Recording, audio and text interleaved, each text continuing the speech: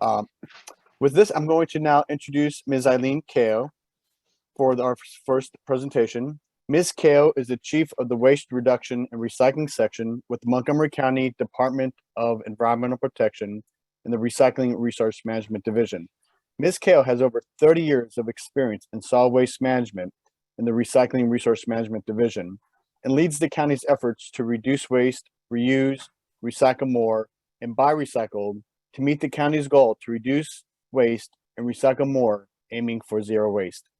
Eileen manages and oversees the county's waste reduction, reuse, recycling, and buying recycled programs to serve all segments of Montgomery County, including our single-family sector, our multifamily sector, our non-residential commercial waste reduction and recycling program, the enforcement of the county's solid waste laws and recycling regulations, the reduction of yard trim, food scraps recycling, and the county's recycling volunteer program. Please join me in welcoming Eileen Kao. Eileen. Thanks, Alan. Good morning, everyone, and thank you very much for joining us today.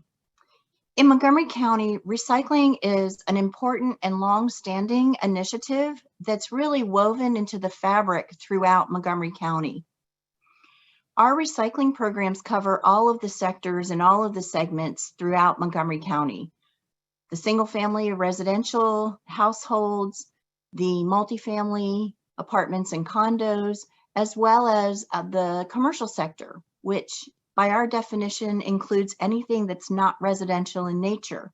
So it includes businesses, nonprofit organizations, as well as every level of government agency. I'm going to start by providing an overview of the county.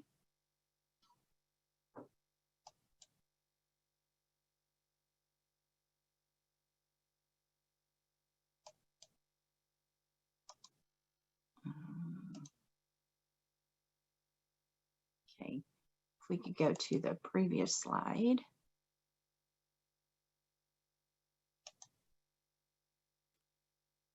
Thank you.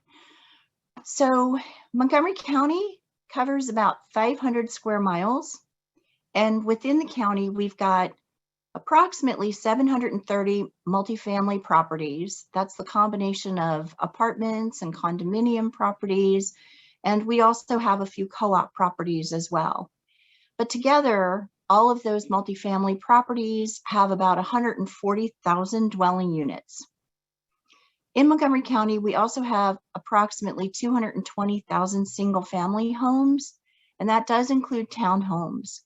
And we provide collection services on a weekly basis of all the recyclable materials that we recycle to all of the single-family homes. We also have about 33,000 businesses and organizations in the county, which together have about 542,000 employees.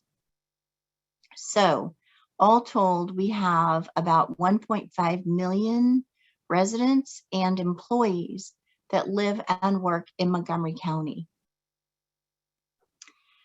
So what is our goal? As Alan mentioned, we have a very ambitious goal in Montgomery County. Our goal is to reduce waste and recycle more, aiming for zero waste. So that is a pretty tall order, but I'm happy to say that we continue year after year to really make excellent progress toward achieving that goal. You can see year upon year, we have seen really steady increases in our recycling here in the county. And that's really a testimonial to the recycling efforts, the waste reduction efforts of everyone living and working in Montgomery County. Now, this chart shows the calendar year 2019 data and information, but I want to share with you something because the Maryland Department of the Environment has literally, they've just released the recycling and waste diversion rates for all the jurisdictions within the state of Maryland for 2020. They released it, so they've just released it. And so we actually are just now able to work on updating these graphics that we're showing right now, but I can share with you that we are #1 in the state. Montgomery County is #1 in the state of Maryland in terms of our waste diversion rate and our recycling rate. Our recycling rate for 2020 has gone up again, and it's 58.94%. And our waste diversion rate is 63.94%. So we continue to do more. We continue to achieve more and move forward towards achieving our goals. And that's with everyone's help and participation. So congratulations to everyone. And thank you. Thank you for all of your efforts. So in terms of our sources of the waste here in Montgomery County, this graphic depicts the calendar year 2019 breakdown of where the waste generated in Montgomery County comes from. And as you can see in this graphic, the majority of our waste in Montgomery County historically has come from the commercial sector, the business community. And they're generating a little bit over 50% of the waste generated in the county. And then the other little bit less than half of the waste generated in the county historically has come from a combination of the single family sector at about 40% and the multifamily sector at about 9%. This is based on the county's last waste composition study. And the division last performed that study, which we do perform on a periodic basis, in 2017. So what's going to be very interesting is, because that data was is based upon a waste composition study that was performed pre-pandemic, prior to the pandemic, what's going to be quite interesting is we've just recently embarked on our next waste composition study. And that's going to be pretty telling. It's going to give us a lot of really good information and good data so that we can really study and look at the impacts that COVID has had on how our waste is generated and where our waste is generated. In terms of how each sector has been doing historically, our single family sector is recycling 65% of the waste that they generate. Our business community is recycling over 55% of the waste that they generate. And the multifamily sector has been recycling over 30% of the waste that that sector generates. So what we've seen is we've seen increases and improvements in the amount of materials that the multifamily sector has been recycling, but we really need your help. We really need your help so that we can make sure the multifamily sector, the residents in the multifamily properties, the staff on site of the multifamily properties, that everyone associated with multifamily properties is reducing waste more and recycling more. So what are we doing to try to increase the opportunities to reduce waste and recycle more? Well, one of the areas that we are really focused on right now is food scraps. That's the material that's really considered the next frontier. So we have been increasing our education to the community to really reduce the amount of wasted food. At the same time, we are increasing the opportunities, the programs, the initiatives that allow people living and working in Montgomery County to recycle more and more of their food scraps. We've got a program, for example, where we're working concertedly with businesses that generate food scraps. We've got our commercial food scraps recycling partnership program. So we're working with businesses to help them set up strong, successful food scraps recycling programs in-house. And we actually, as an incentive, are also at this point providing collection and processing capacity for those materials. And that's kind of on a temporary basis to help these commercial food scraps generators get started. We're also working with multifamily properties, especially those that that have on-site dining facilities, like our senior living multifamily properties, again, to start up strong programs to separate their food scraps and recycle them. So stay tuned, it's very exciting.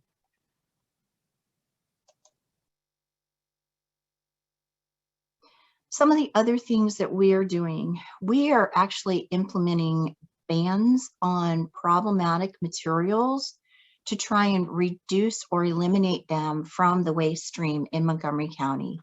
And we're also instituting requirements that, that really result in use of better alternatives to those problematic materials and items. Examples of this, we have our number 6 plastics ban. Hopefully you are aware of this, but now we have a ban in Montgomery County on the use and the sale of all polystyrene, and polystyrene is number 6 plastic, food serviceware, and packing peanuts. So those materials cannot be used by any food service businesses. They also cannot be sold by any retailers. And instead, the requirements include that food service businesses must use food serviceware that is either reusable, compostable, or recyclable here in Montgomery County.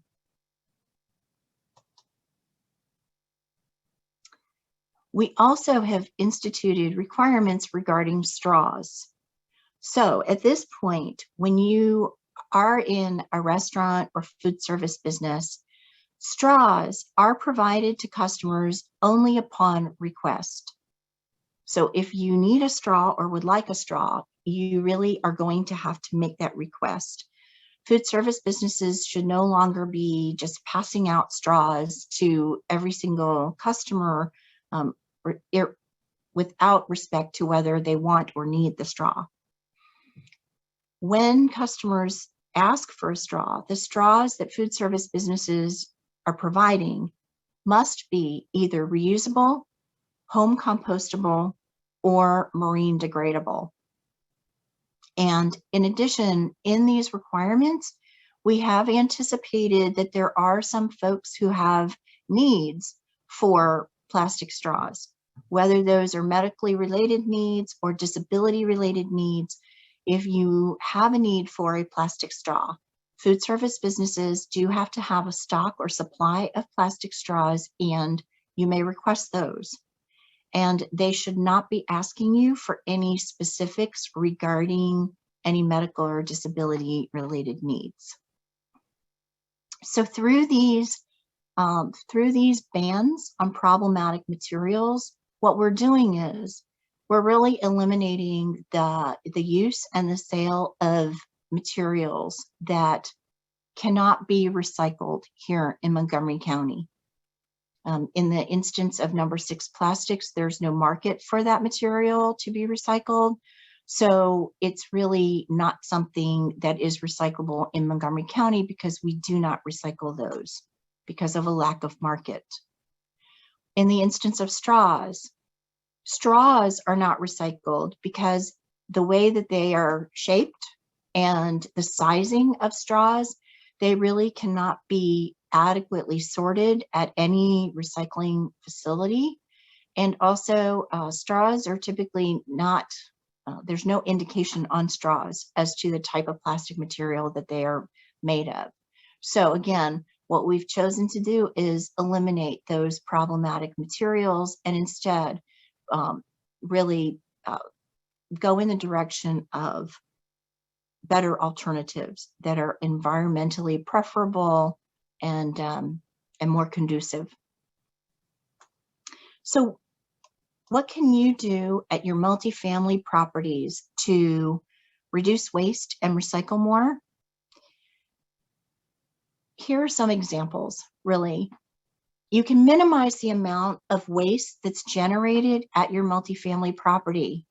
Some of the things you could do, you could encourage donation of clothing or household items that are still usable, that are in good and working condition. You can also create resident swaps where maybe on a certain day you set up in a common area where residents can bring things that they no longer need or can't use anymore, things that are still in very good quality condition and working condition. And residents can come in and maybe peruse and see maybe there's something that they can pick up that meets a need that they have. You can also create things like lending libraries or sharing of tools, where people that need something but only on a periodic basis, maybe they can borrow those items from your management office or on-site office, and therefore people can share. You can also give your residents more opportunities to recycle additional materials. Think about whether or not you could implement a program where you collect electronics and batteries from residents for recycling. Same with food scraps. We are also working with multifamily properties that are interested in setting up food scraps recycling programs for their residents. We could do the same working together with you. You could also think about setting up a textiles recycling program where you could collect from residents unwanted textiles. And typically these are the textiles that are not in the quality condition where they can be donated to a charity for distribution, but maybe these are things that are torn or soiled where they really can't be reused. So you could think about setting up a program to collect textiles from residents and send them off for recycling. You should also really think about how to maintain your refuse and recycling collection areas in very clean and orderly ways so that they're conducive and really allow residents to go into those areas to bring all of their different materials for disposal and for recycling as often as they need to. Also, please make sure that you have adequate capacity. Adequate capacity means that you have large enough containers or dumpsters for solid waste and large enough containers and dumpsters for your recycling. You need to have adequate capacity so that people can recycle more, so that people can deposit their waste for disposal in a way where there's no overflow of materials. There's no material that spills out and litters the property. And that could be a combination. It could be a combination of going to larger containers. It could also, if you have space constraints, be the combination of increasing the number of collections to a frequency that allows for the capacity of the container to be adequate.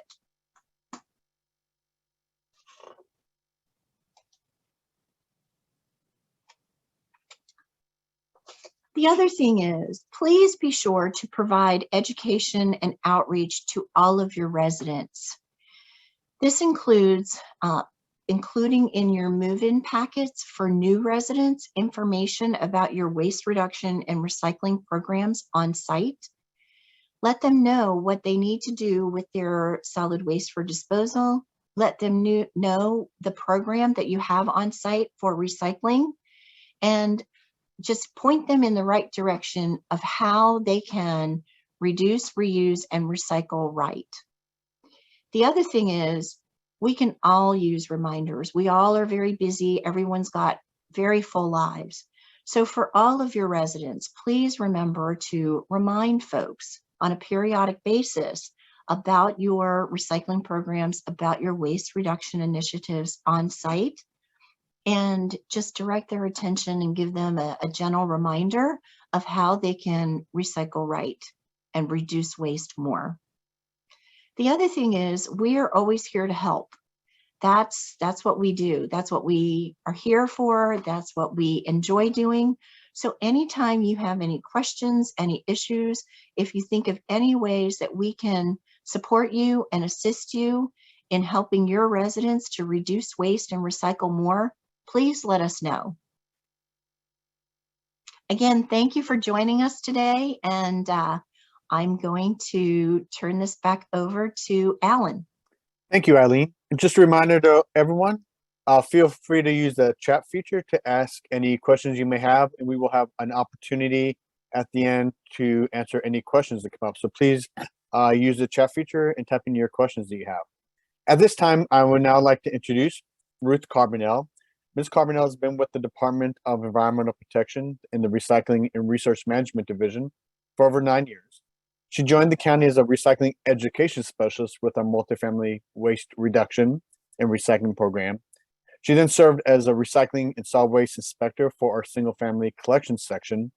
And in January of 2020, Ruth was promoted to the program manager of our multifamily waste reduction and recycling program.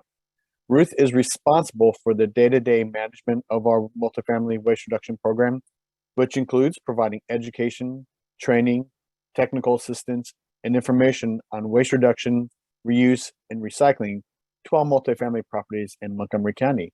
Please join me in welcoming Ms. Carbonell. Ruth. Thank you, Alan, for that introduction, and thank you, Eileen, for the remarks, the opening remarks.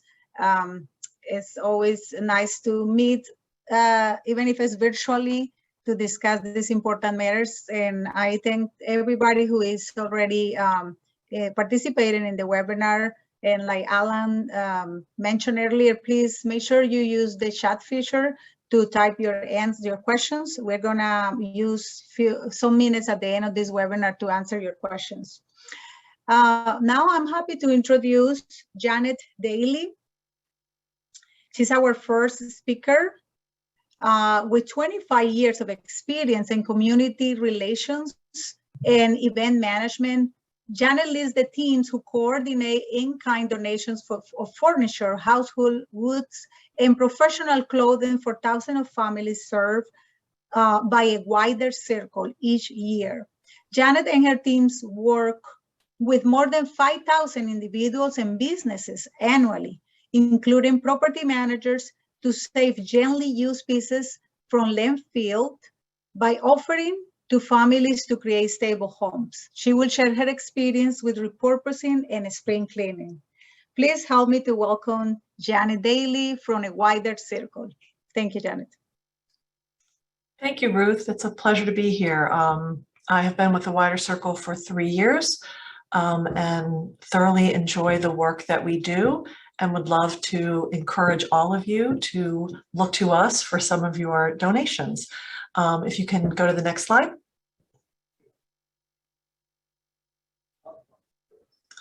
So the mission of a Wider Circle in the simplest form is that our mission is to end poverty. The full mission is listed here, but we really focus on long-term solutions, collaboration, and leading with the client's needs to walk alongside them in their journey. Those with the greatest needs are our greatest priority. Many people come to us after hearing a lot of no's, and we are often able to say yes when others say no. We have been serving families in the greater metropolitan area since 2001, and the organization's founder, Dr. Mark Burgell, started a Wider Circle after he was volunteering doing some food distribution throughout the DC area, and would go into people's homes and see that they were living without basic necessities. So he would see that people were living without furniture and the resources they needed for stable homes. And he was living in Bethesda at the time, and he would see people put out on the curbside for pickups lovely pieces of furniture and things that could easily be reused, things that were in wonderful condition, what we like to call dignity condition, something that you might feel proud to give a family member or a friend. He would see those items being left outside and think, this is so off balance. There are so many people living within our community that don't have these items, and then others who are able to just give them away.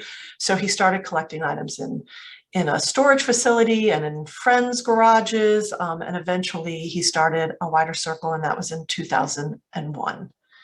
Next slide.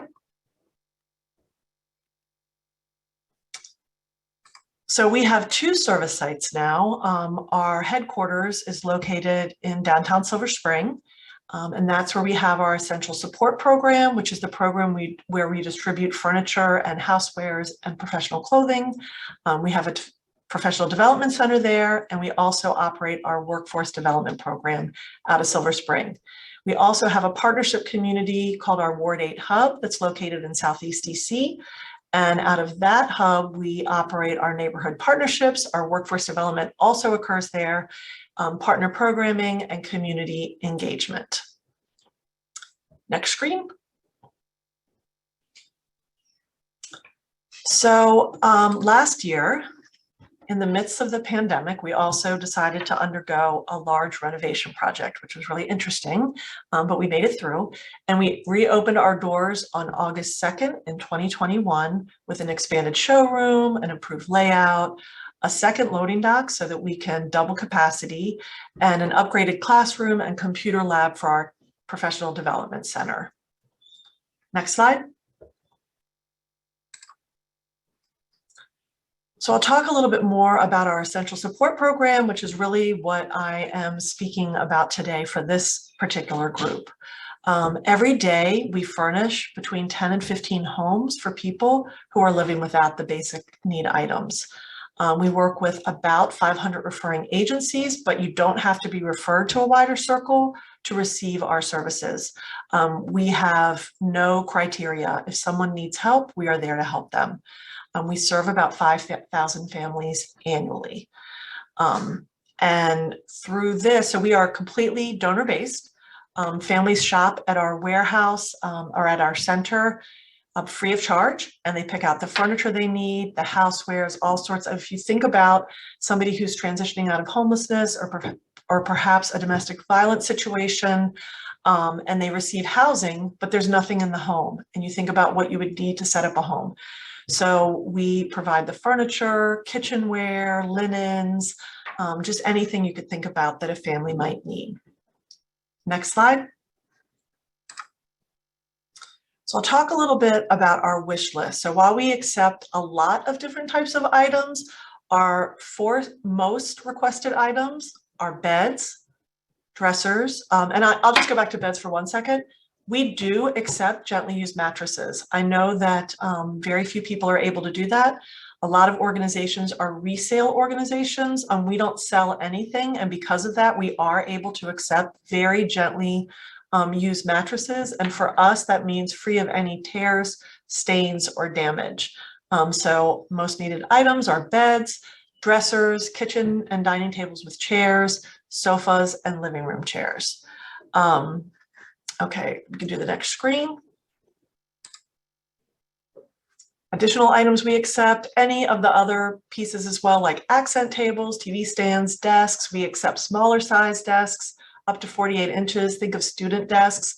Most of the families that we serve have limited space in both their homes and also the transportation they use to pick up items from us. So they really are looking for those kind of 4 most needed items and then smaller sizes of the accent pieces. We take bookshelves up to 6 feet tall by 3 feet wide, all sorts of kitchen items, small appliances like toasters, blenders, microwaves, anything you could kind of put on your kitchen counter. And then household items, we take rugs, lamps, vacuums, fans, electric heaters, and then linens, of course. We also take baby items. We take, anything that new moms would need, cribs, pack and play, strollers, high chairs, baby clothes. We do take baby clothes. And then we also take professional attire. Next screen. So through our workforce development program, we offer many services. One of them is our, oh, did I skip? I'll go back. So one of those programs that we have through our through our workforce development is our professional development center. Through that, we provide job seekers, either they're seeking a job and they need clothes for an interview, or perhaps have landed a job and they need clothes to start their new professional job. So we take professional attire. New to this list, we're seeing that especially after COVID, many offices are far more casual. So now we also take polo shirts and khaki pants. We take shoes that would be appropriate for an office, as well as accessories like purses, belts, briefcases, costume jewelry, ties, dress socks. We do look for new dress socks, but we take all of those items, and then job seekers come in, they shop. You can see the photo. We set it up like a store. We have volunteers who assist them as stylists to help them put outfits together. And if someone secures a new job, they can come in and get a week's worth of clothing, so that that's not a barrier for them as they're starting a new job, having that wardrobe. So that is another way that we collect donations. Next screen.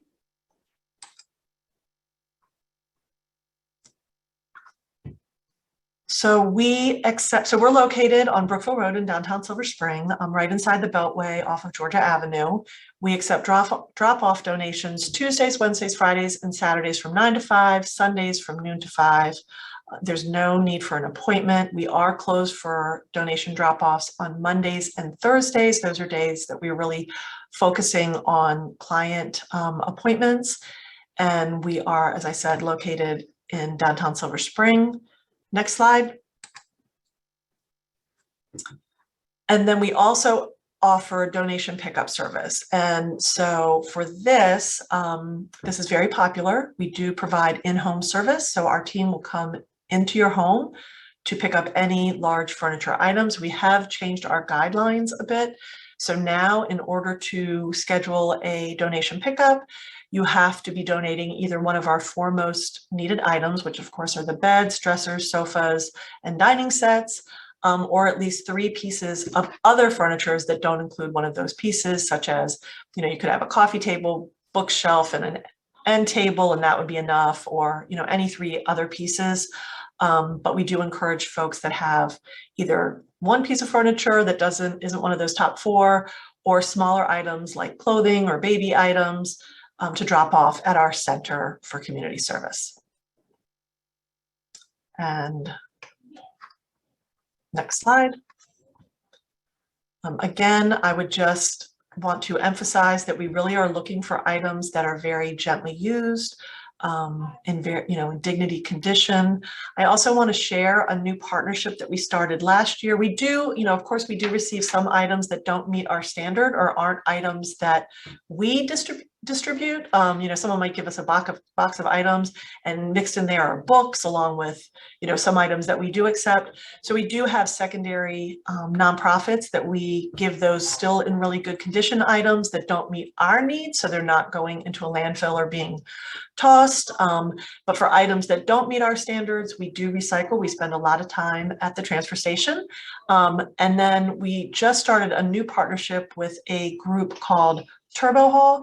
They have a container on our site, and we put any mattresses into that container that don't meet our standard. So that means they have a stain or a small tear or damaged in some way.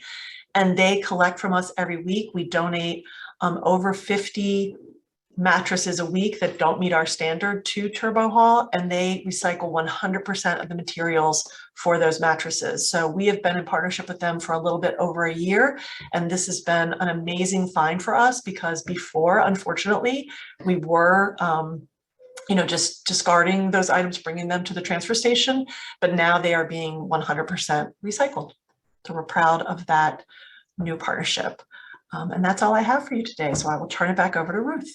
Thank you, Janet. What a great way to do spring cleaning while helping our neighbors to end poverty in Montgomery County. And I know they have been There may be many questions. Even myself, I have questions for you, but we're gonna save those questions for the very end. And please, if you have a specific questions for Janet, make sure you type those in the chat. So we'll be taking care of those in a few minutes after we are done with the presentations. Our next speaker is guest speaker is Taylor Jones. And Taylor Jones joined Bikes for the World in 2014 as Operations Manager and Business Development Officer. In February 2016, Taylor's role expanded to encompass oversight and management of Bikes for the World's international and domestic programs and partnerships. Taylor became Chief Operations Officer in September 2017 and Executive Director in January 2018.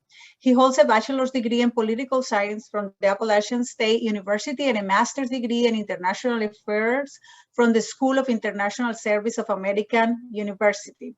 A longtime cyclist, Taylor has worked extensively in the bicycle industry for over 20 years in various capacities.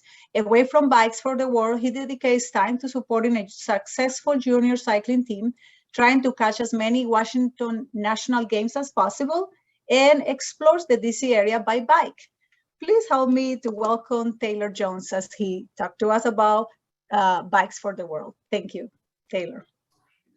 Thank you very much, Ruth. I really appreciate the very generous introduction, and it's really a pleasure to be here today to speak with all of you and to build on top of what Janet talked about with, efforts that multifamily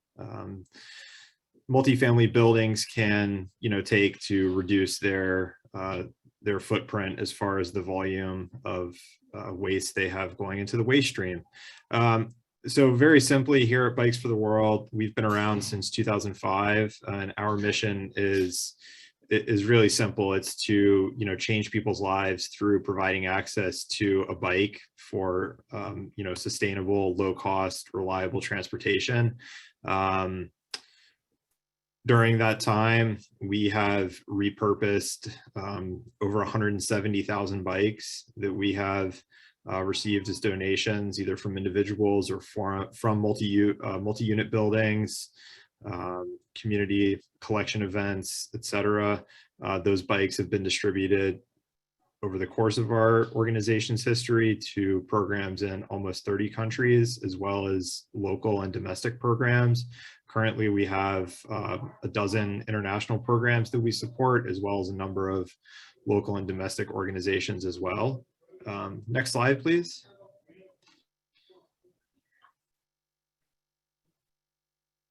Okay, so, I know Janet spoke a lot about the different types of items that are suitable for donation to a wider circle, either from individuals or from management companies, multi-unit buildings. For us, it's really simple. Bikes is what we do, and really anything that's bike related. So bikes, bike racks, parts, cycling clothing, helmets, etc. If it's bike related, we can find a home for it. We have a partner that will use it. And our goal really is to, the goal of our organization is very much in line with the goal of Montgomery County as far as waste reduction and recycling efforts go. We want to find a home for as close to 100% of all the donations we receive as possible. So, we're happy to accept bikes in any condition. If we can't use them as a complete bike, we can either make them a complete bike, or we will harvest useful parts off of them. And much like Janet said, here at Bikes for the World, we're oftentimes at the transfer station recycling scrap steel, scrap aluminum, tires, etc. We would rather repurpose and recycle what we can on this end, because for many of the partners that we support, there are no sustainable, environmentally friendly ways to recycle. So we want to do that and do our part here in Montgomery County. But specifically for multifamily units, we have worked with a lot of multi-unit properties because there are a lot of condo buildings and apartment buildings that end up with abandoned bikes. Folks move, bikes stay in bike rooms, they get really full. And I know it can be a really problematic issue for multi-unit buildings. And so one of the things that Eileen talked about was how do you encourage residents in multi-unit buildings to recycle? Part of it is having a well-organized and orderly collection area for items that you want to recycle, whether it's, you know, food scraps or textiles or whatever.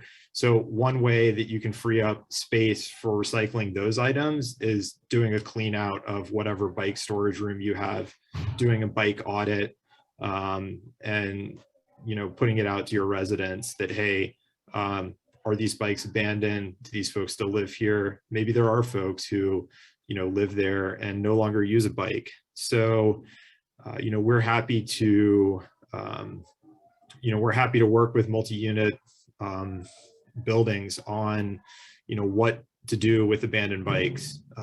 Next slide, please.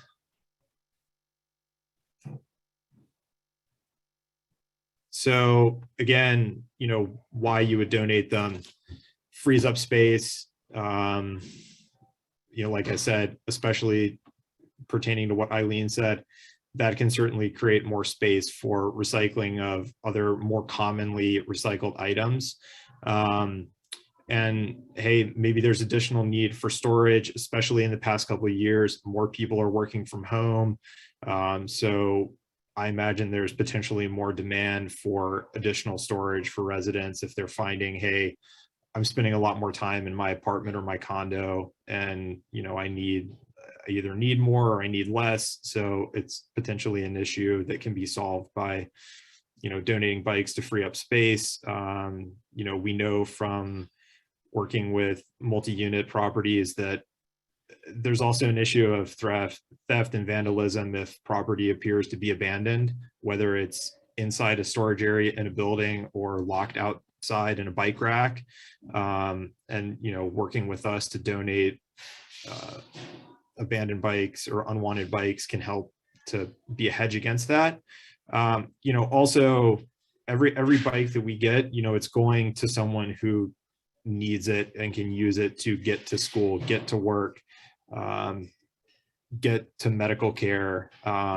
You know, we've done a lot in the past 2 years of working with refugee families from Afghanistan and elsewhere that have been resettled in the area. And, you know, much like what a wider circle is doing to help get people what they need in their home and the tools they need to get a job, you know, we're working with groups, community social service organizations to get people bikes for transportation so they can get to jobs that they're able to get.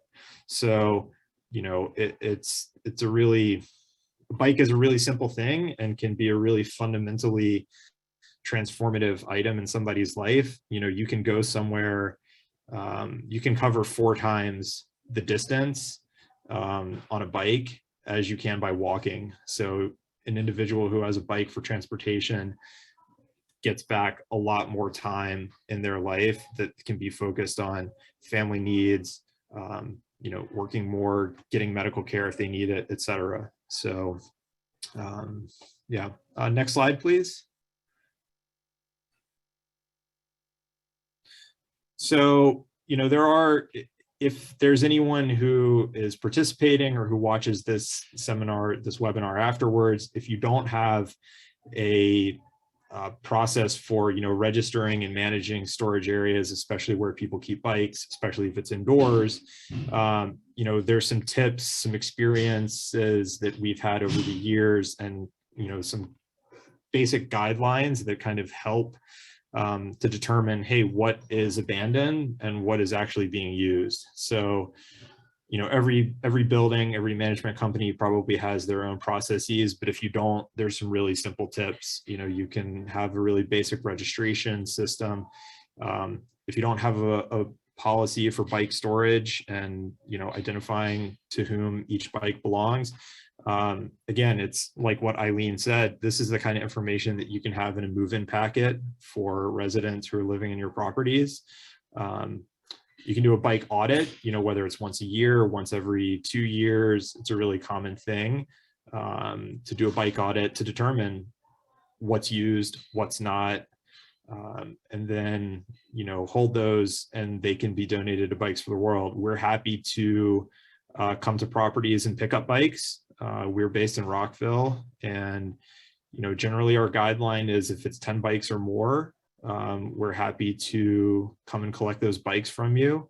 You know, if it's fewer than 10 bikes, I'm pretty reasonable. So I'd be willing to have a discussion with buildings if they had fewer than that, but it does help us to be more efficient. So next slide, please. So one of the things that is potentially helpful and that, you know, again, can really be a toolkit for multi-unit properties to make better use of storage space that they have for their residents is, you know, having a toolkit in place for how you manage bikes that are stored on your property, and then what your process is for keeping track of whether they're used or not, and then what the process is for clearing them out of your property if they're not useful. So we have a toolkit that we have created that has a lot of this information, that has templates for, you know, what a potential bike registration, you know, card would look like that a building might provide, what announcement of a forthcoming bike audit would look like, and then, you know, a notice of, hey, the audit's done, these bikes are being donated, this is where they're going. You know, we have templates that we're happy to share if it's something that's new to multi-unit buildings. You know, we're happy to help kind of guide in that, because, you know, we recognize that a big part of it is communication. You know, we don't want to be, I think neither Bikes for the World nor any of the multi-unit, you know, managers want to be taking away or donating bikes that are still being used by people. So a big part of it is just communication. And that really does go back to having a policy and having a template and a toolkit. And we do have some of that material that we're more than happy to share. You know, we can be sent an email and we have it in a PDF and we're happy to circulate it. Next slide, please. So again, you know, we are based here in Rockville. We're happy to come to properties and pick up bikes really in any state. The only thing that we really ask if we do work with your property to schedule a pickup is that any bikes that have been determined to be abandoned, if they have any locks on them, we ask that those are cut initially or cut before we come, and that all the bikes are in, you know, either 1 or 2 central locations, depending on the number.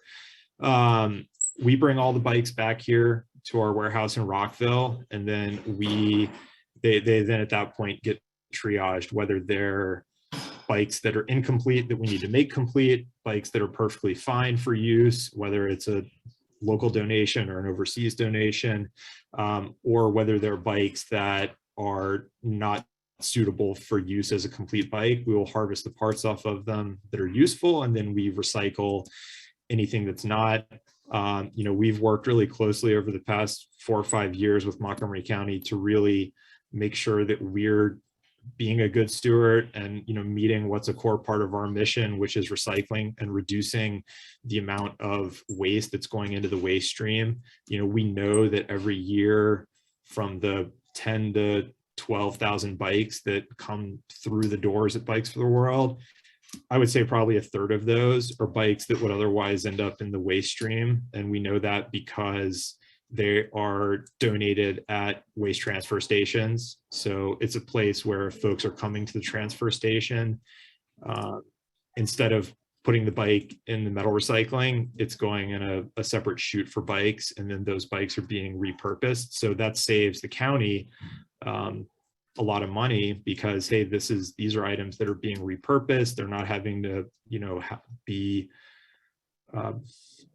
disposed of and have the cost and time associated with that. So, you know, we want to be really good stewards of the community and reuse the maximum that we can. So, you know, it's something that we feel really strongly about, and, you know, we want to be transparent and responsible. And hey, if you want to work with Bikes for the World to donate bikes, you know, you can be pretty confident that whatever you donate, you know, we're going to use it in a responsible fashion, whether it's as a complete bike or as something for parts.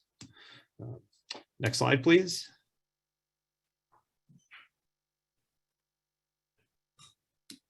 So that's pretty much what I've got. I mean, like I said, it's a really simple mission.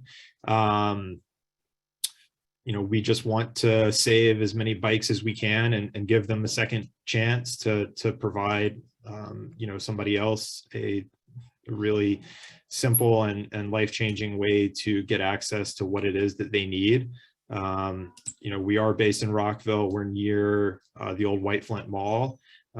We're here most days. So if there are buildings that want to transport the bikes to us, we will never say no to that because we're a small organization of 3 full-time people. So if the bikes can come straight to us, that's great. Saves us a little bit of time. But again, you know, we're more than happy to work with multi-unit buildings and schedule pickups with you. And even if it's having an initial conversation to say, hey, we're going to have an audit in a month and then we'll have bikes for you, we're happy to do that. It's something we do all the time. And yeah, if it helps your building, you know, increase its recycling and waste diversion rate, then it's a win-win for everybody. And we're really happy to help in whatever way we can. And thanks again for allowing me to be here and participate, and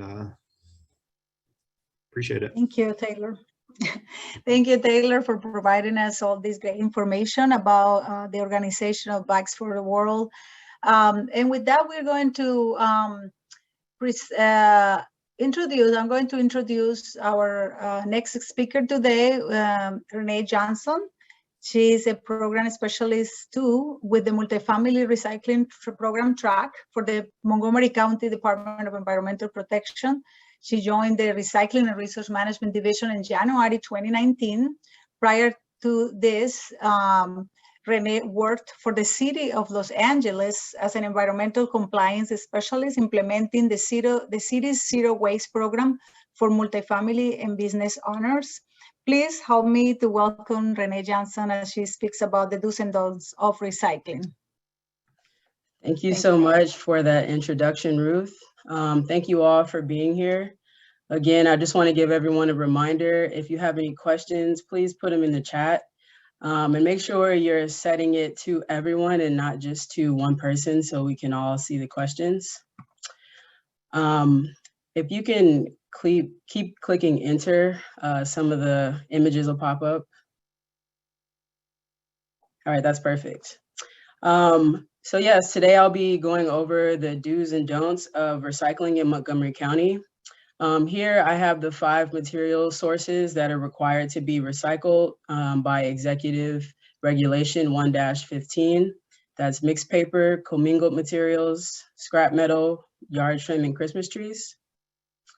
Next slide.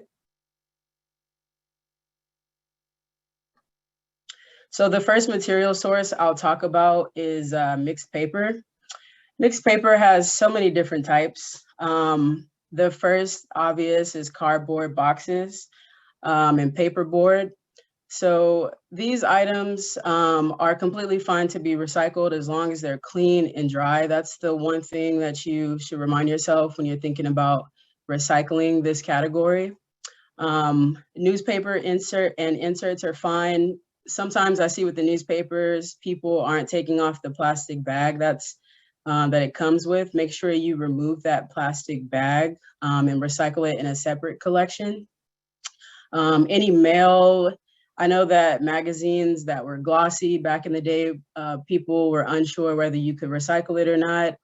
Now we definitely have the capacity to process any of those glossy magazine covers, envelopes that have like the little plastic window in it. Sometimes people are like, oh, do I have to remove that little window so it's all just paper? But no, you don't have to do that. Shredded paper, if you can see here on the slide, we have shredded paper in a paper bag.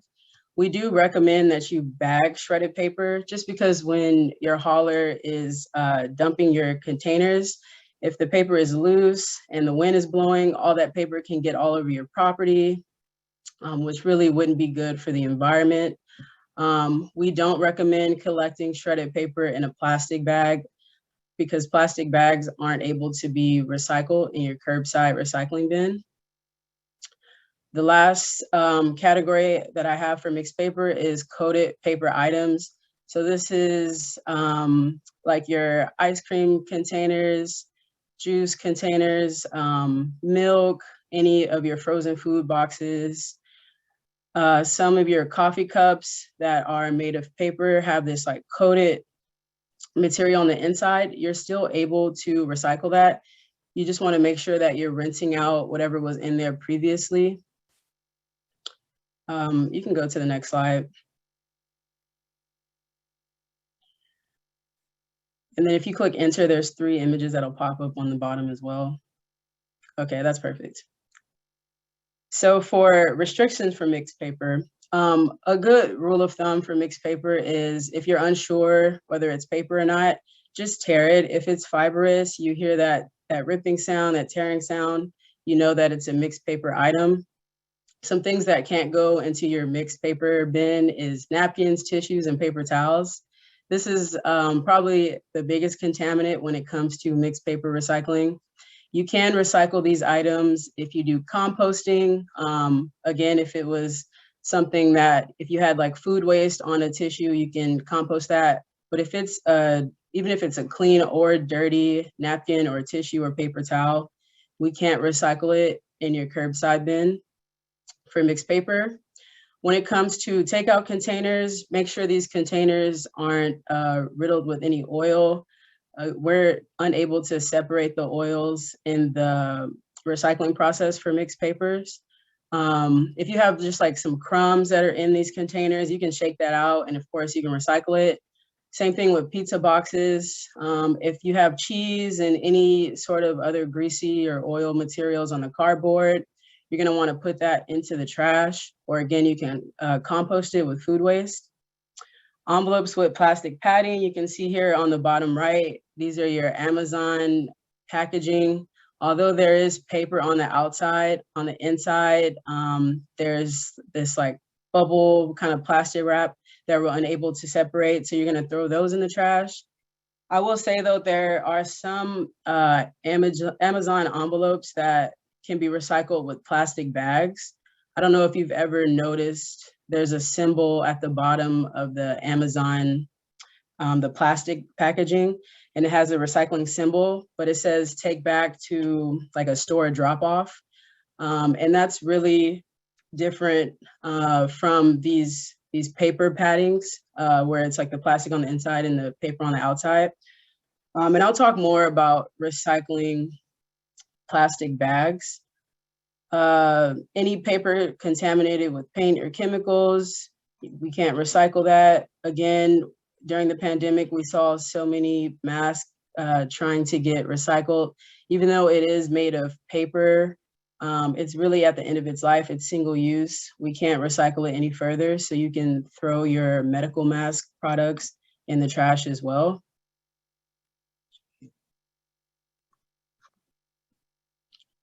So commingled materials.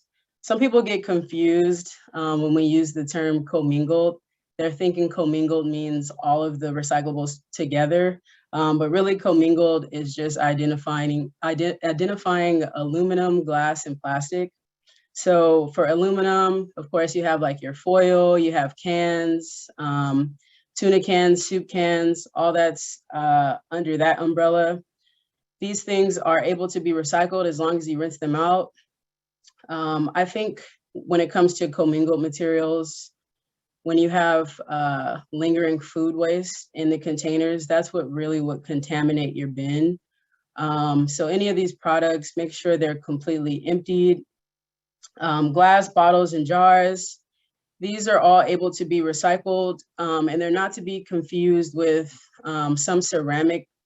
some of these ceramic cups actually aren't completely glass. Sometimes there's plastic embedded in them, and those aren't recyclable. But most of your food items that you'll encounter like pasta jars and soda glass bottles and things like that, wine bottles, they're able to be recycled.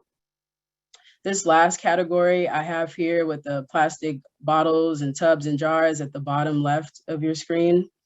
These containers all typically contain a number from 1 through 7. And all of those numbers are recyclable except number 6. So look out for number 6s. As Eileen mentioned earlier, polystyrene is banned in Montgomery County. So we're hoping that you don't come in contact with any number 6s. If you do, you can always give us a call at 311 and you can report a business anonymously and just say, hey, you know, I was at this restaurant the other day and they gave me a takeout container and it had a number 6 on it. I'm unable to recycle it. And we'll try to send someone out there to get that restaurant to change their supply. You can go to the next slide.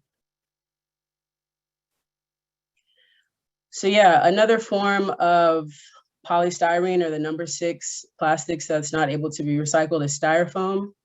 If you come into contact with styrofoam, you can throw it into the trash. I was at an event this weekend and someone told me that they use old styrofoam cups to put into their soil for extra drainage, which I thought was a really good idea. So that's another way that you can try to use styrofoam. Again, just don't recycle it, don't put it in your curbside bin.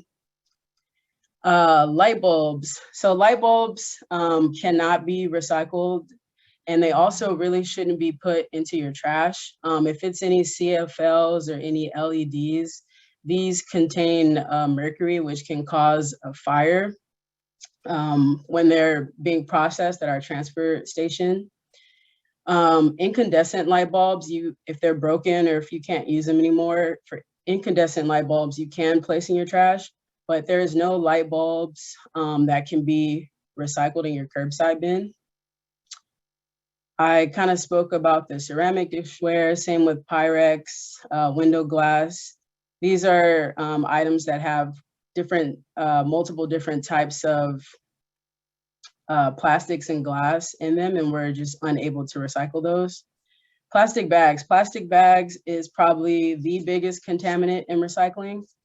I know people like to collect their recycling in plastic bags because it's, you know, easier to get around from your house to the bin outside, but we are unable to take out these plastic bags. Once they're getting processed at our facility, sometimes, you know, these plastic bags jam up the machinery. People will have to go and take it out by hand. So we do offer small recycling bins for every property in the county. If you say that you wanted like 20 or 50 recycling bins, we can provide that to you so you can give them to your residents. And we're hoping that residents will then collect their recyclables in this container instead of using plastic bags. Now, plastic bags are recyclable at your local grocery store. And this is kind of what I was referring to when I was talking about the Amazon envelopes, the plastic ones. And there's some other products too, like any stretchy plastic that has a recycling symbol on it. It's not meant to say that you can recycle it in your curbside bin, but it'll say like store drop off. You can recycle those at your local grocery store. So like a Giant, I know Target accepts grocery bags. Plastic hangers. Yes, they're plastic, but they are not able to be put in your curbside bin. Next slide.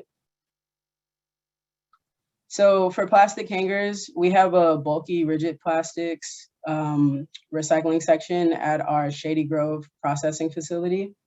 You can take hangers there. Any recycling containers that may be damaged, you can also take them to our processing facility. But yeah, check with your property manager to see if there's any sort of collection that they have. I know there's some properties that go to the transfer station, you know, on a monthly basis, and maybe you don't have to take your items there yourself. Maybe they'll collect it for you. And here I have on the right a list of other items, again, that are able to be recycled, just not specifically at your property unless there is a collection that's been set up by management.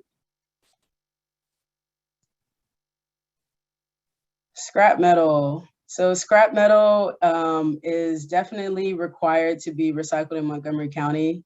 It's something that I often hear property managers say, that they don't have any scrap metal to be recycled. And we just know that this is not the case. You know, it comes in small and large items. So a spoon or a fork is considered scrap metal, a pot or a pan. I have here a picture of a bed frame. These are examples of larger items. I know that there are some property managers that kind of keep a log of large appliances that they've had to replace in certain units throughout the year. And that means that at some point, more or less, you probably had to throw out that old appliance when you were putting in a new appliance. That's all considered scrap metal. So please keep track of that, because we do ask for you to report. Even if you say, hey, you know, in 2021, we gave out 5 stoves or 10 refrigerators, all that counts as recycling, and all that can go towards your recycling rate on your report. But make sure that you have a collection for these items. Make sure that the residents know where they can take it, even if that's like an enclosure. Just kind of give notice on how these things can be disposed of. Again, if it's in good quality, you can donate these items, you know, to a wider circle. Again, I think the term was dignity. If these were still in good quality, if you can still use them, if you didn't need to dispose of them. Again, there's a lot of organizations that are more than willing to take these items for you. I know that it can be a huge cost on property managers to dispose of everything that somehow ends up at their property. Sometimes that just happens overnight, but there are other organizations who are willing to take those items as well. Christmas trees. So Christmas trees is the 4th required material source to be recycled in Montgomery County.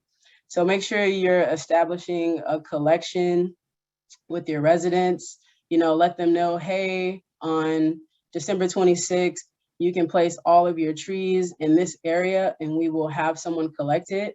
What we don't want to see is, you know, the photo here on the slide where residents are putting Christmas trees in trash bins or recycling bins. Just make sure you notify your residents and let them know what they can do with it. Next slide.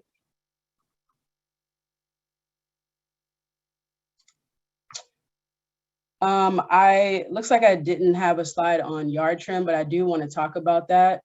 So yard trim is the last material source to be recycled in Montgomery County. This includes grass, leaves, any trimmings. Make sure that you're reaching out to your landscape service provider and making sure that they're grass cycling. So grass cycling just means that they're leaving the clippings on the line. And yard trim is like when the trees or the branches are actually being composted off-site. Grass cycling is beneficial because it just returns valuable nutrients to the soil. It saves time. You know, if you're mowing your lawn and then you're having your landscaper bag up all those clippings, that just takes way too long. It also reduces costs. So grass cycling overall really is a win-win situation. When it comes to composting, it kind of reduces the need for you to use commercial fertilizers. So yeah, again, reach out to your landscaper and make sure that they are doing these services. These are also things that can go towards your recycling rate because composting and grass cycling is considered recycling as well. So finally, closing the loop. So we just talked a whole bunch about recycling, but I do like to kind of talk about buying recycled products because that is the reason why we recycle, right? A lot of these materials, after they're being recycled, can be made into new products. And so a lot of these products that were created with recycled content have this symbol on them. And I have some examples on the next slide of products that you can buy that contain recycled content. Thank you. So General Mills, 100% of their products use recycled paperboard. Seventh generation seventh generation does paper products. I know cardboard boxes eventually turn into napkins. So that's really interesting. Love Beauty and Planet. They created this bottle made from old plastic. This recycled fleece is actually from old soda bottles. So there's a lot of different items that you can buy, and that's really just kind of completing that cycle. Next slide.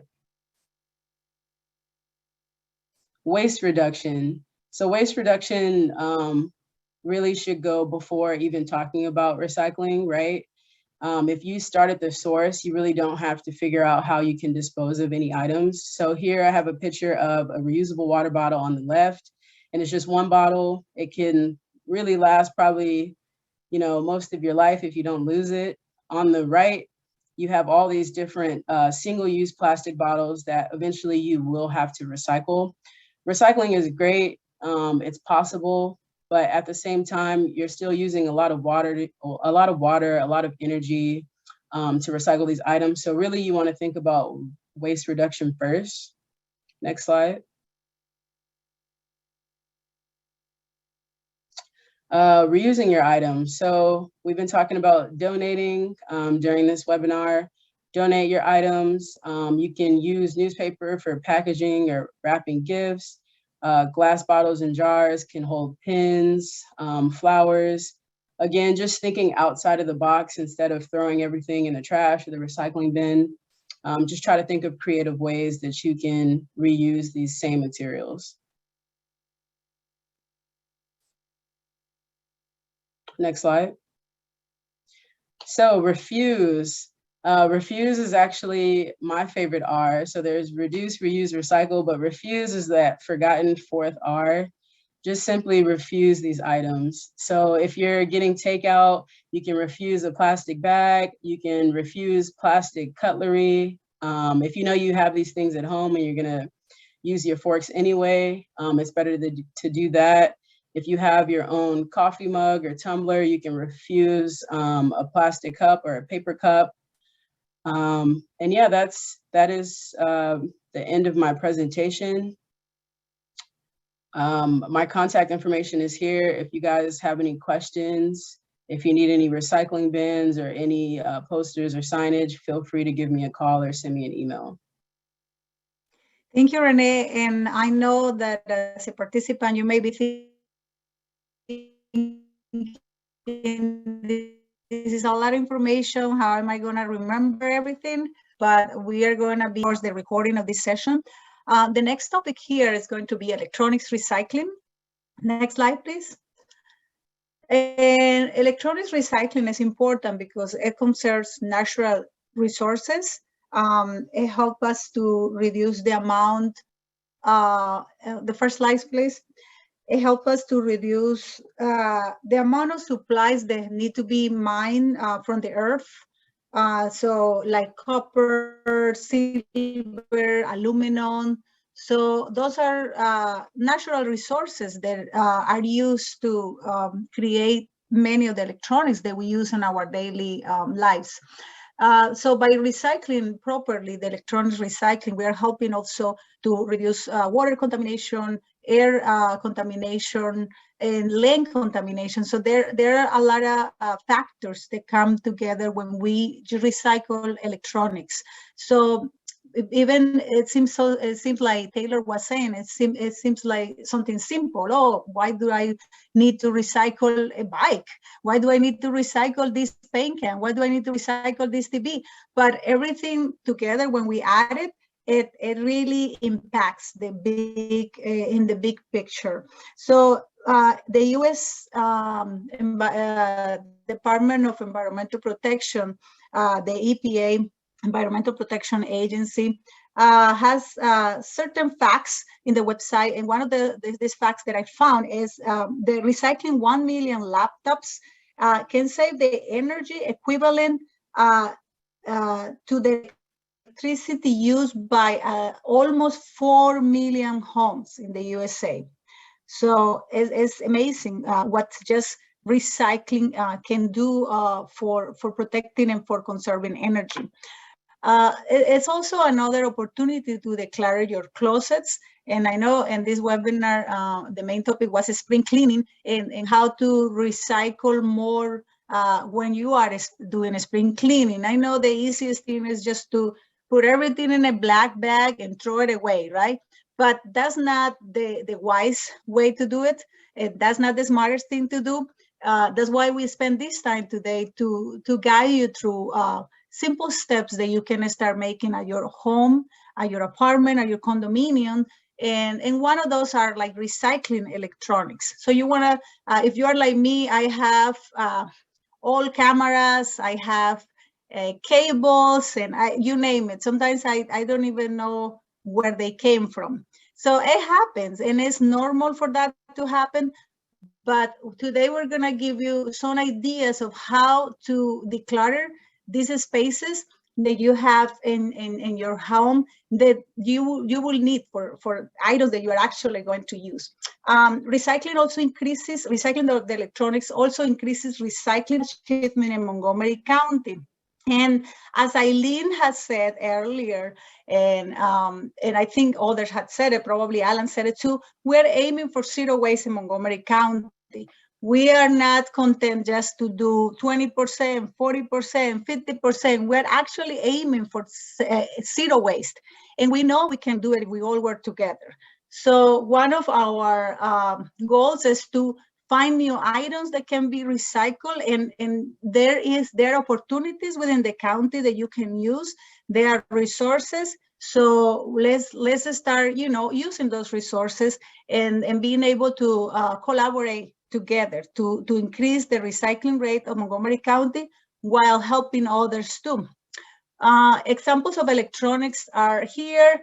This is not a very comprehensive list, but these are just items that we decided were the most common in multifamily properties. So like I said, maybe radios, TV, television, the old TV that is already in your basement and you don't need it anymore. And you end up maybe in a closet for 5 years there and nobody's using it. These electronics are better used if we put it in a recycling electronics container. And we're gonna talk about that in a little bit. So also copiers, printers, video games, cell phones, all of these items that are just randomly occupying a space in your houses and your apartments, they can be recycled and recycled well. Next, please. So here I'm gonna show you some of the places. These are just a list of companies as an example of places where you can contract as a program manager. For a multifamily, you can contact any of these companies. This is not just the complete list. We are not encouraging you to go to any of these. We're just giving you an example of the places where you can call and get electronics recycling collection for your property. So as you can see, there are many, and most of these will recycle your laptops, will recycle, also they destroy the data, because I know one of the issues with the computers and the devices that we use every day is that we don't want this data to get, in the wrong hands. So some of these companies will destroy that for safety matters. Next, please.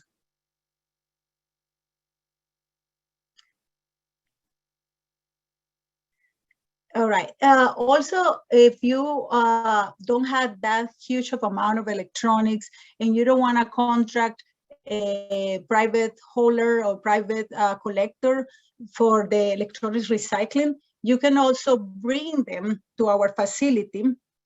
So, which is located at 16101 Frederick Road, Deerwood, Maryland 20855. This is the Montgomery County Cherry Grove Processing Facility and Transfer Station. And as a manager, you can bring in your own truck, or you can, a small truck, and bring this item, a small items, or whatever you can fit in a truck, and you can drop it off. There is a section designated just for electronic recycling. So like the list is in the website. It's many more items than I covered in the previous slides, but there is a big list of items that you may not even know what to do with them, and then you realize the transfer station is actually a great place. The Cherry Grove processing facility is a great place where you can drop it off, and there is no cost for doing this. So that's another advantage that you can do it like that. The next slide, please. We are gonna also discuss briefly about the bulk trash. I know the bulk trash is one of the issues that multifamilies has. When not managed properly, bulk trash can become an illegal dumping issue. So as bulk trash, typically when we think about bulk trash, we think about items that cannot fit in a regular trash can. And at a multifamily, you have these large containers for recycling or for trash, but you don't want the residents to use them to just put a mattress in there, right? That wouldn't be a good use of your container. So you have those containers only for regular household trash, and you have containers for recycling. So what to do with the bulk trash? The best thing to deal with this is to plan ahead before they just appear randomly at the trash collection areas, right? So some of the examples that you may have seen already, and if you have not seen it, I'm just gonna name them. Non-metal furniture such as sofas, bookcases, rugs and carpet, mattresses, mirrors, or any tables, any of these furniture that are pretty much broken, or items that people want to get rid of them, and maybe they are in good conditions. Like Janet was saying, they are in decent conditions, and people can reuse them. People will be beneficiated from them. Then is when we need to start thinking, are there items in my trash collection that could be donated? Can I arrange something with so-and-so company, and how can I reduce the amount of items just going to be trash? So here is, for example, pictures that have been taken recently at multifamily properties. And these pictures are very clear, showing us how, when we don't plan ahead and we don't have a bulk trash collection or a donation program in place, they end up being an illegal dumping issue. So if one of the investigators drive by one of these properties, your property may incur in fines, may incur in issues that you don't want to go through that. So don't let that happen to your property. We're here to help you. Like Eileen said earlier, we all want to help you. We have a list of bulk trash providers that we can facilitate for you also if you are interested. So we can also facilitate that with the slides. Just let us know, maybe through the chat, that you're interested in having a more comprehensive list of providers. And basically, this is what I wanted to give you today. I wanted just to give you an overview of the electronics recycling and the bulk trash issue that happens at multifamily properties pretty much every day. It says also that 50,000 mattresses are thrown away every day in the USA. So that's a very huge number. I know Janet also mentioned that they have been able lately to recycle that through TurboHaul, and we are not advertising any company here, but what we want you to know is that there are ways to recycle items, and there are companies that are working with that. So if you really have a need to recycle a certain material, you can always call us or email us, and we will be more than happy to assist you with generally more specific information. Okay, and with that, I'm going to pass it on to Alan. Oh, I'm sorry. First of all, I wanted to see if there are any questions in the chat before I pass it on to Alan. And I think I see one.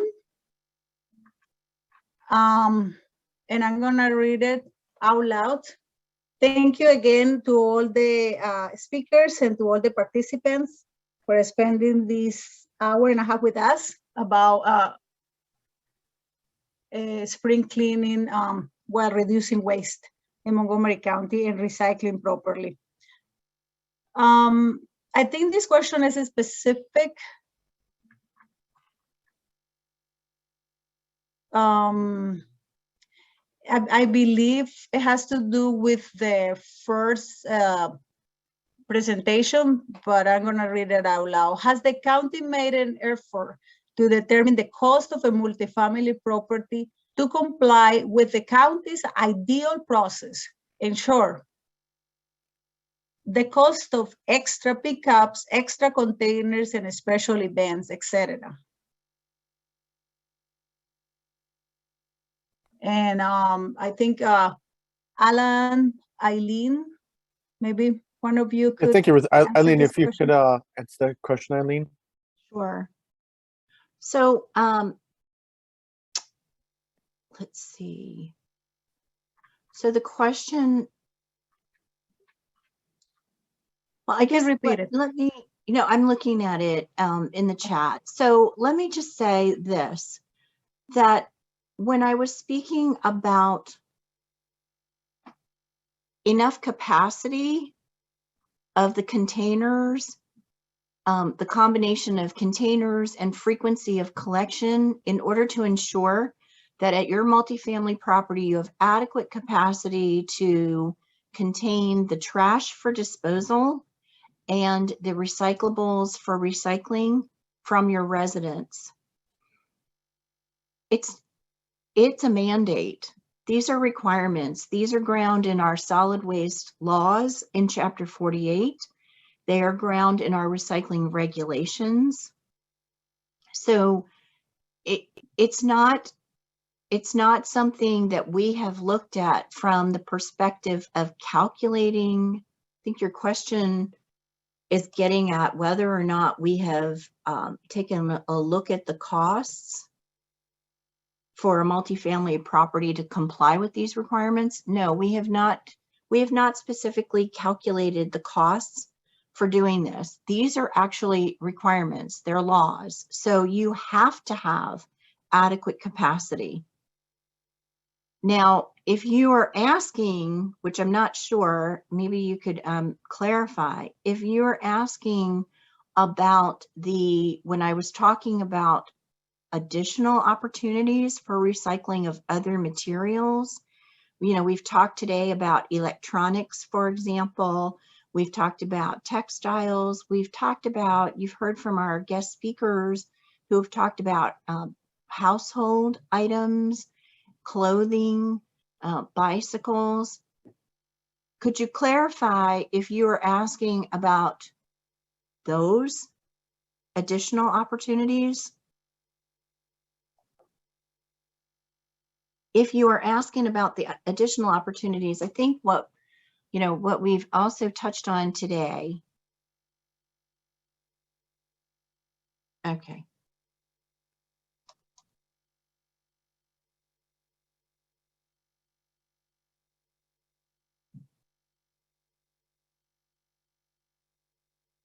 So you followed on to clarify that there has to be a reasonable standard, not 100% compliance.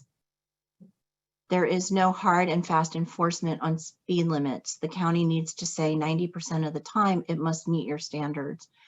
This is actually, so I guess if I'm not mistaken, you're with Glenway Gardens, and we have had a number of discussions with your property manager about compliance with regulations and laws in the county pertaining to solid waste and recycling. That is not something that I think we can really address in a chat or in a group setting. It's something that we've addressed with you on an individualized, specific basis. So at this point, I think we're really not going to be handling that in a chat here. Thank you, Eileen. So we are past our time for the webinar, but we are very thankful for everybody who attended. We don't have any more questions in the chat. And with that, I want to leave you with Adam. Thank you, Ruth. Thank you again to all the panelists, to Eileen, Janet,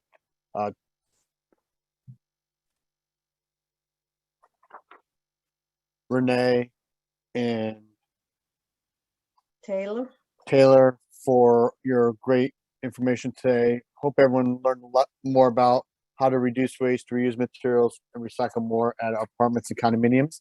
As Eileen and Ruth had mentioned, we are here to help you in all that we can do. So anything we can do to help you, please let us know. Renee will be happy to come out, do presentations at your properties. I know we've had a number of events for Earth Day here over the past couple of weeks. Now that we're heading into a little bit warmer time, we can be out there more. We did send out a couple of links in the chat. So we do have a link to our switch from 6 and our skip the straw requirements, as well as a link to our webpage. So if you need to order recycling bins, as Renee had mentioned during her presentations, for your residents, if you need to download any of our education materials or request more posters, labels for your recycling and refuse collection containers, visit our website. You can get all that information from there. Before we close, we will be asking everyone to do a quick online survey here. So that way you don't have to click a link later on. We're going to do a quick series of 3 questions via a poll. So before you log off, we will go ahead and accept those poll questions, and we would just ask for your feedback on these polls. These polls really helps us to develop our educational programs and our efforts to provide information in the future. So we would want to know, was the information that we shared today useful for you? Question number 2, will you implement any changes to the program at your property based on the information you learned today? And then the last question is, if there are topics that you are interested in learning at future webinars and seminars, that will help us develop the next seminar webinar that we're going to be holding during the month of June. That will be our next webinar. Also, I know during the registration process, you had the ability to register for the next webinar in June. And if you didn't do so, you can go back to our website and register for the June webinar as well. So please take a few seconds, answer questions 1, 2, and 3 in the poll. Really would appreciate that. That will help us moving forward. And again, thank you for attending today. Thank you for all that you do to help us to reduce, reuse, and recycle more, aiming for zero waste. And we look forward to working with you moving forward. With that, we will close the webinar. Thank you for joining us today.